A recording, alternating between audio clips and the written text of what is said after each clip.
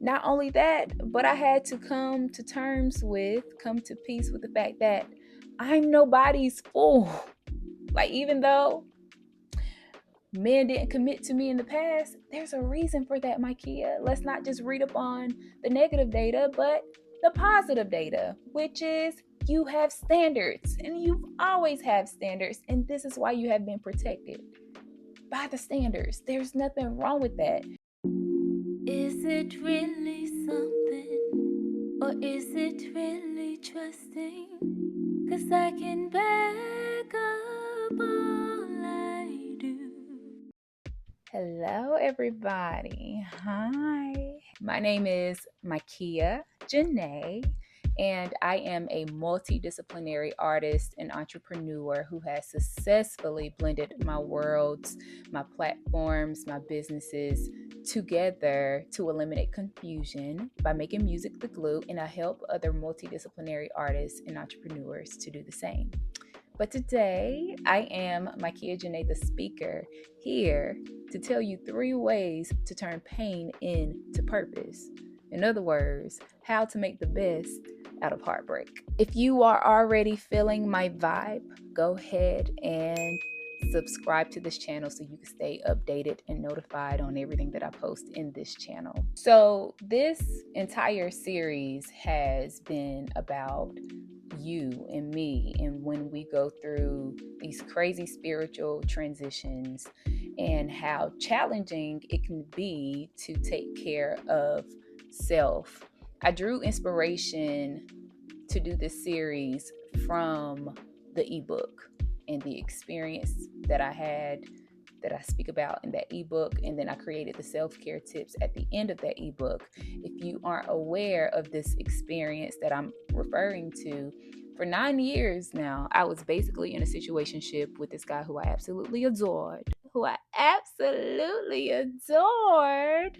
gonna see if y'all caught on to where I got that from. But I absolutely adored him, and we were so comfortable with this cycle of doing things. So much so that it kept me from saying what was really on my heart. It kept me from talking about what was really going on within me, and it led him to believe that the way he was treating me was competent, and it wasn't. Until one day he asked me a question that pissed me the F off, y'all. It was very disrespectful, and I was very taken back. Like, I was shocked that he asked me that question, considering that we had been friends for a good bit, right?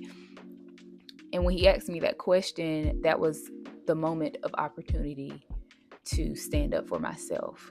And I did. And that moment allowed me to position myself, or I positioned myself in a way to be heard, to be seen, and I had to make a decision because it was definitely necessary for that moment. Last week's video, we spoke about that specific heated argument, that moment of climax in the I'm No Superhuman ebook. And I spoke with you all about how to win the argument, basically by being silent, by saying absolutely nothing and knowing when to pick your battles. But this week, we're going to talk about the aftermath of it all. The fact that, yes, I made the right decision, but I'm very much heartbroken by this split. There's a ripping that has happened, and now I have to recover. The first way you can make the best out of your heartbreak is by learning from your past. And you're probably like, girl, I already knew that, Micaiah. Give me something new. But I want to give it from my perspective. Dang, let me say what I got to say. So, something that I've been talking about in this entire series is about going into your own life's library. This is how you are going to learn about you, to study up on you so you can make better decisions. And if you allow yourself to do so, it gives you an advantage to not be excluded from the painful experiences and processes, but it will allow you to progress in a way that you never have before. So let's continue to use the example of that I used in I'm No Superhuman where I was in this 9-year situationship, and it was a toxic situationship, and we weren't committing and we weren't going anywhere. After it was over, let's use my life's example. After it was over and it was time for my healing and detachment process, I had to go into my life's library and pull out the books, the films, whatever, about previous relationships that I had been in. And there was one thing that remained consistent. There was a pattern that stuck. And the pattern was I was attracting guys who were attracted to me, but eventually they ended up choosing somebody else over me. So we'll start off really, really good. Chemistry is crazy. Chemistry is always crazy with the guys that I deal with. Like, the beginning is always that. But because of certain morals and values that I had, they would choose another girl, or they would cheat. They would say, hey, I can't, we can't continue this because I want to do whatever else I want to do, which that I actually respect. Keep it a buck, be honest, we move accordingly. Some would even say that they don't want to continue talking, but would find themselves peeking their heads in every now and then to check in, to make sure I wasn't dealing with anybody, even though they were dealing with somebody. This was a pattern. And I had to be honest and real with myself and say, this is not okay. This is unacceptable. And I was becoming very comfortable with being picked over, being second choice, or with guys being lukewarm and uncertain about me. But the beauty about life is that even though life happens to you, even though life be lifing, even though you keep coming up and going through these trials and tribulations, the data is always given.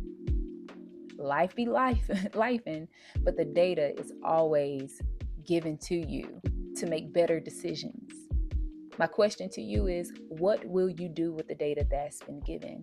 That's what I mean by going into your life's library. So because this cycle was like it was a theme of my life, because these patterns had continued in all of the relationships that I was in, it was up to me to make a decision if I was going to stop the pattern or not. I had to say, am I going to use this data to my advantage? The point is, for point number one, for the first way you can make the best out of heartbreak is, do not disregard the data that's been given. The second way to make the best out of heartbreak is to live in the present. Now that you have the data, how will you live? And for me, at first, after this ripping of the situationship that I had, it looked like me being still. And I speak about being still in previous videos as well. Make sure you go check it out. All of them. Go check all the videos out. But it looked like me being still. I'll give a brief summary real quick. I was supposed to go on a date with this guy, and he stood me up. And when I got home, I basically had a panic attack. And it was the first time I realized that I was having a panic attack. I had them before, but not to that extreme. So this was a very pivotal moment for me. Long story short, God was basically like, girl, it ain't time for you to go on dates right now. And I had to make peace with that. And the reason why I knew it wasn't time for me to go on dates was because going into your life's library, I knew there was a history of this happening with guys, like just not choosing me, like, and I felt abandoned. And then you could really get into it and see that it came from my father not being in my life, all the things. So at first it looked like that I had to decide to be still. But then now it's time for me to get out of my bubble, my Kia. And I stayed in that bubble for a very, very long time. God had to kind of like prompt me to come out of it. He had to push me out of the bubble, if we're being honest, because I would have never explored anything, because it's like, nope, I'm good by myself. I ain't no problems, ain't no issues in my bubble. But because I desire to be in a healthy relationship, I desire to be married one day, I can't stay in the bubble. That ain't what he was requiring of me. You know, some people have stories where God sends people into their bubble and be like, hey, you ain't got to go nowhere. Just be still and he going to come to you. That ain't what God was doing in my situation at all. So here I am learning how to live in the dating space, which was very, very challenging for me. I didn't do much dating in my adult years at all. They've all been situationships. Guys who I've had chemistry with.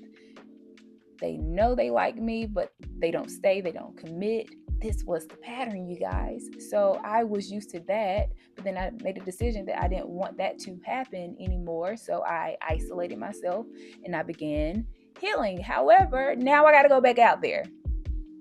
God was like, you got to go back out there. Why? Nobody hurts me inside of the bubble, as I've mentioned before. So now here I am living in the dating space and I am terrified. I actually have a song about it on my album that I self-produced. On Everything I Love, I'll put the picture up here on the screen, and the song is called I Didn't Mean To. And it starts off saying, hi, I'm back after having my panic attack. Because woo, honey, woo, woo, woo. And what I was speaking about in that song was this guy, he just wanted to love me. He just wanted to really, really pursue me as his wife. And I thought it was just a little bit too much too soon. I thought it was too much too soon because I'm not used to a guy wanting to make a decision that fast. Anyway, what are you doing? I'm not used to this. So I had to reprogram the data that was instilled in my mind or into my belief system. I had to relearn certain things. And that was very challenging for me. And I was panicking. And in the song, I said, hi, I'm back after having my panic attack. Apparently, it wasn't the fact that you were trying to hurt me. So now I'm back. I'm sorry. Do you accept my apology? I've been wondering if you think that I'm out of my mind. Wrote that. Pen game strong. But that's what dating had looked like for me. And it happened about 2 times until I realized, like, whoa, you are worthy to be loved, girl. Do you know who you are? Obviously, I didn't. I was so shocked that men were gravitating towards me in the way that they were, that they weren't just trying to get with me to have sex now. Later down the road, they definitely kind of revealed themselves. However, in the beginning, certain signs just, they weren't present enough for me to even be panicking like that. Not only that, but I had to come to peace with the fact that I'm nobody's fool. Like, even though men didn't commit to me in the past, there's a reason for that, my Kia. Let's not just read up on the negative data, but the positive data, which is you have standards, and you've always had standards, and this is why you have been protected by the standards. There's nothing wrong with that. So the point here is, don't downplay the data that has been given. Trust that you know the signs instead of anticipating the worst. Live, honey. Live. And finally, the third way you can make the best out of heartbreak, aka turn pain into purpose, is by leveraging for your future.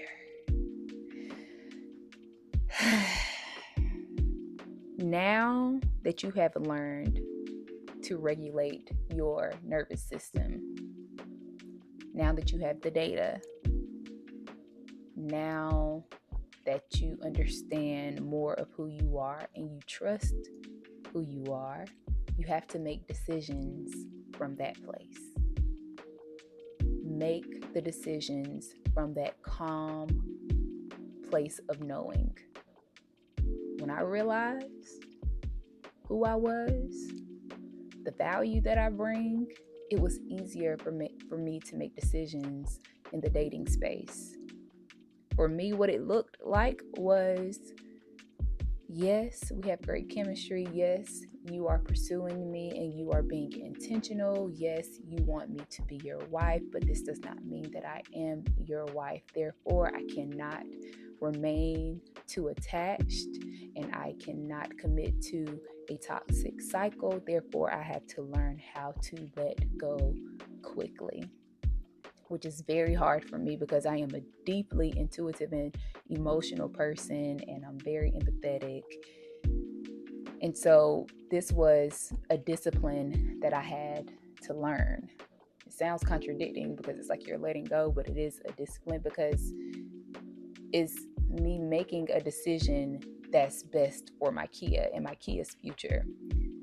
This is cool, what we got going on, but it's not conducive to where I'm going. What we are doing now is not adding up to where I want to be. I apologize. And honestly, we shouldn't force anything. I don't want to force you to do anything that you don't want to do, which is what I did in the past. When I read up on myself and go into my life's library, I used to try to force guys to commit to me or explain to them or give them the reasons why they should or try to understand why they didn't want to. And I'm 30. It's time out for that. No, like nobody has time for that at all. I mean, I'm 31 now, but no. I started back dating at like 29. So it was like 2023. Yeah. And I had to be okay with being the villain. I actually have a story about, not a story, but a song about that too on one of my projects on Everything I Love, Affirming Me. And it's called Villain Story. It's like, are you okay with being the villain in someone's story? Why, yes, I am. I'm more than okay with that. Doesn't make me evil. Word to the wise, Easy Elijah once said. It just means that that's their perspective. Perception is the most powerful thing. I let go the idea that I can be everything. I let go that I can see what's in between, knowing that I am all that lies within me and I am okay with being the villain in someone's story. Like, what? Yes. So I'm going to put that on the screen too, the Affirmations album. This is a whole trilogy, by the way. On Everything I Love, I have the affirmations mix, I have the regular mix, and then I have the fitness mix. That's what I was talking about in the beginning when I said that I am a multidisciplinary artist and I've blended my worlds and passions together. Anyway, the point is I had to be okay with hurting people's feelings, knowing that I was still doing what was best, probably for both parties, because I had to be sure in who I was, where I was going, and where I've been. And that was just that. The point here is set boundaries with the data that has been given. Make decisions that your future self will be proud of you for. Just like the boundary I had to set with my 9-year situational boo when he asked me that crazy ass question. And I had to stand up for myself in that moment and really say what was hurting me, because he didn't know. He thought he was doing a good job and he wasn't. And he was okay with being confused. He was okay with being in the cycle and I wasn't. But before I decided to end the cycle, I had to let him know, like as a friend, because we started off as friends, I had to let him know, like, look, bro, this is not okay. And I'm telling you this because I love you and I want to tell you the truth. There was nothing romantic about it at all. It was so raw. And if you're someone who is ready to stand up for yourself, if you're ready to get out of that toxic cycle, if you're tired of having the same arguments with your romantic partner, then this ebook is for you. And it's for you because it's going to position you in a way to be seen, heard, empowered, and to make a decision if necessary. Now, at the end of the ebook, you will find the 10 self care tips, which is the framework of this series, and they are for free. I want you to get them, have them for free. Like after this 10-week series is over, you'll have these 10 self care tips with you to remind you of what to do in these crazy transitions. But if you want like the tea behind the tips or whatnot, make sure you purchase the ebook and the tips will be there as well. Thank you all so much for joining me today. If you're listening to it later or looking at this video later, thank you. Thank you. If you've been hanging in there with me in the series, thank you. I appreciate you. All the links to everything that I mentioned is in the description. Make sure you like, make sure you share, make sure you comment. But more importantly, make sure you subscribe so you can stay notified. Next week is video 9, y'all, of the series. 9 out of this 10 weeks series, and we are going to talk about embracing awkward moments and learning what your niche is. May not sound interesting, but of course I always make it interesting, and of course it's gonna be something about a man, me being with a man or dating or love, because yeah. But I appreciate you all for joining me today, and I'll catch you next Sunday at 6 p.m. for the next episode.